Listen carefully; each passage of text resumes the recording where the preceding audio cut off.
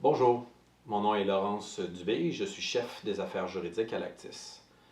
Dans le cadre de cette capsule vidéo, nous aborderons la question de la réparation en santé et sécurité du travail et plus particulièrement des accidents du travail et des maladies professionnelles.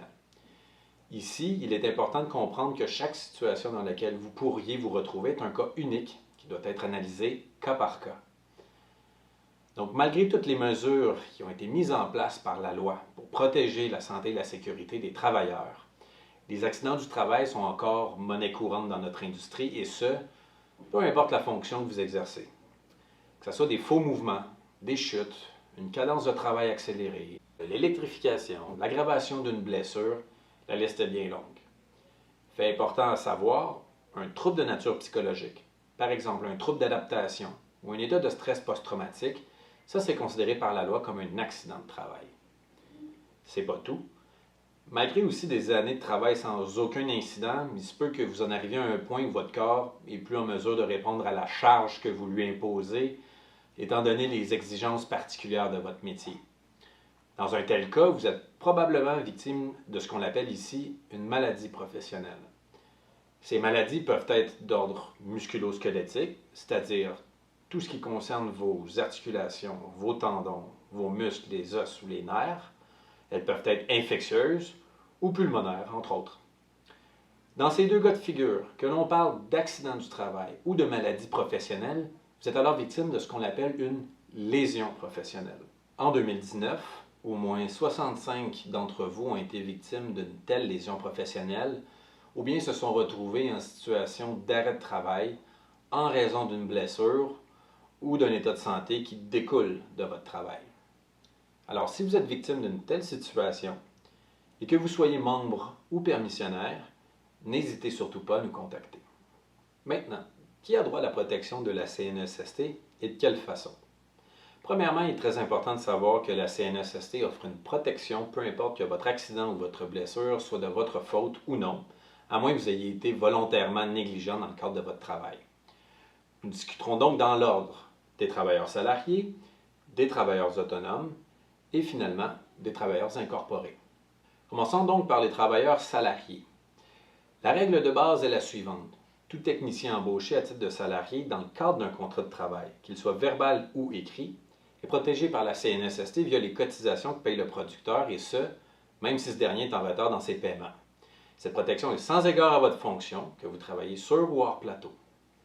Pour ce qui est trait des travailleurs autonomes, selon l'article 9 de la loi, un technicien embauché en tant que travailleur autonome, par exemple un travailleur qui fait un travail à la facture, a habituellement droit à la protection qu'offre la CNESST sans avoir à payer une protection personnelle.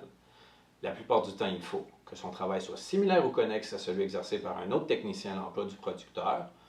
Je vous donne un exemple. Un best-boy machiniste employé à la facture exerce un travail similaire à celui qu'accomplit son collègue machiniste qui est embauché comme salarié. Il est donc protégé par la CNESST. Autrement, dans la mesure où vous travaillez directement sous l'autorité d'un producteur ou de votre chef et que vous suivez un horaire de travail qui vous est imposé et que vous n'êtes pas entièrement libre de la façon dont vous vous acquittez de votre travail, vous êtes considéré par la CNESST comme un travailleur qui a le droit à une protection.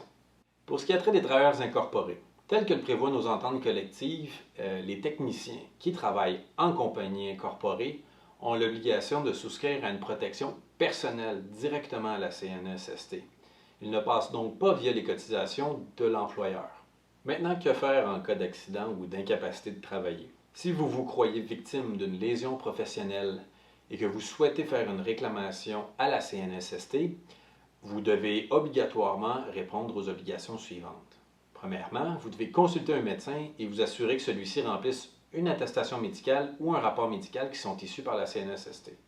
En deuxième lieu, vous devez remplir le formulaire de réclamation du travailleur, peu importe que vous soyez salarié, autonome ou incorporé, tout ça étant disponible soit en ligne ou bien directement à l'Actis. Et finalement, vous devez transmettre une copie à la CNESST ainsi qu'au producteur de votre réclamation. Dans tous les cas, afin de maximiser les chances que votre réclamation soit acceptée, mais sans que cela ne soit obligatoire, nous vous recommandons fortement de déclarer l'événement le plus tôt possible à un représentant du producteur, de cesser de travailler dès que vous vous en sentez incapable, et troisièmement, de consulter un médecin le plus rapidement possible. Cela a énormément d'impact sur vos chances de voir votre réclamation être acceptée.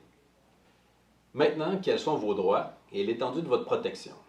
Lorsque vous devez cesser de travailler en raison de votre condition de santé et que vous effectuez une réclamation du travailleur à la CNESST, le producteur doit obligatoirement vous verser 90% de votre salaire net tel que prévu à votre contrat pour toutes les journées que vous deviez travailler dans la période de 14 jours qui suit votre arrêt de travail, que votre réclamation du travailleur soit éventuellement acceptée ou non, car de toute manière, la CNESST rembourse ces montants.